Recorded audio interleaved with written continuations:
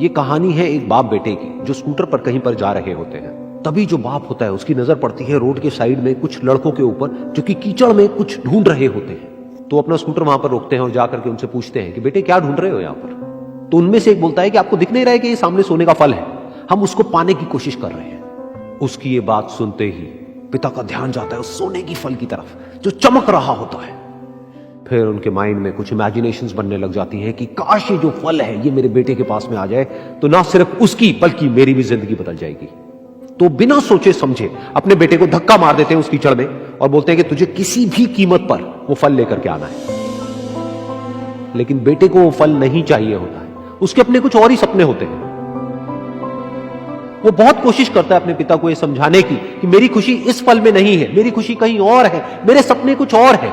लेकिन उसके पिता उसकी एक नहीं सुनते हैं। वो उसको धक्का मारते हैं उस कीचड़ में और बोलते हैं कि मैं तुझसे पूछ नहीं रहा हूं, तुझे बता रहा हूं कि तुझे वो लेकर के आना है। तो वो बेटा भी अपने बाप के सपने को सच करने के लिए अपनी पूरी जान लगा देता है और पूरी कोशिश करता है कि किसी तरीके से उस सोने का फल उसके हाथ में आ जाए।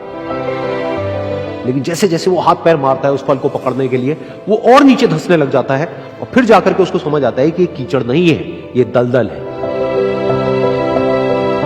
वो चीखता है, चिल्लाता है, अपने पिता को आवाज लगाता है, लेकिन उसके पिता उसकी एक नहीं सुनते। बोलते हैं कि बहाने मत बना, और भी लोग हैं वहां पर जो कर रहे हैं, तो जब वो कर सकते हैं तो तू क्यों नहीं कर सकता।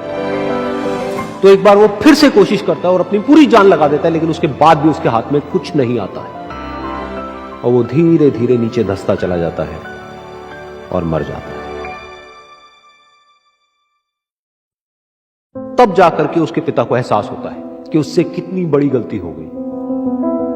वो वहीं बैठ करके रो रहा होता है, चीख रहा होता है, चिल्ला रहा होता है। तभी वहां पर एक साधु आता है और वो साधु उस आदमी से पूछता है कि तुम क्यों रो रहे हो। फिर वो आदमी उस सोने के फल की तरफ इशारा करते हुए उस साधु को अपनी पूरी बात बताता है और बोलता है कि इसमें मेरी क्या गलती है, मैंने तो जो कुछ भी किया अपने बेटे की खुशी के लिए किया। तो वो साधु उस फल को ध्यान से देखता है और उस आदमी को कहता है, जिस सोने के फल की वजह से तुमने अपने बेटे को गवा दिया, कम से कम एक बार ध्यान से उसकी तरफ देखा तो होता कि वहां पर कोई फल है भी या नहीं।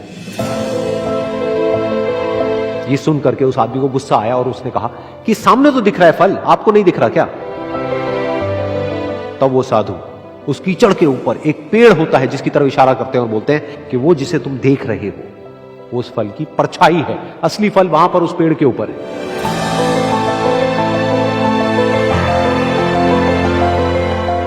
फिर वो साधु उस आदमी को बोला कि अपने बेटे को जबरदस्ती धक्का देने की बजाय और उसको बताने की बजाय कि तेरी खुशी किसमें है, अगर तुमने उससे पूछा होता कि बेटा तू बता तू क्या करना चाहता है और तेरी खुशी किसमें है, तो ना सिर्फ तुम्हारा बेटा जिंदा होता बल्कि हो सकता है कि उसके हाथ में वो असली सोने का फल भी होता।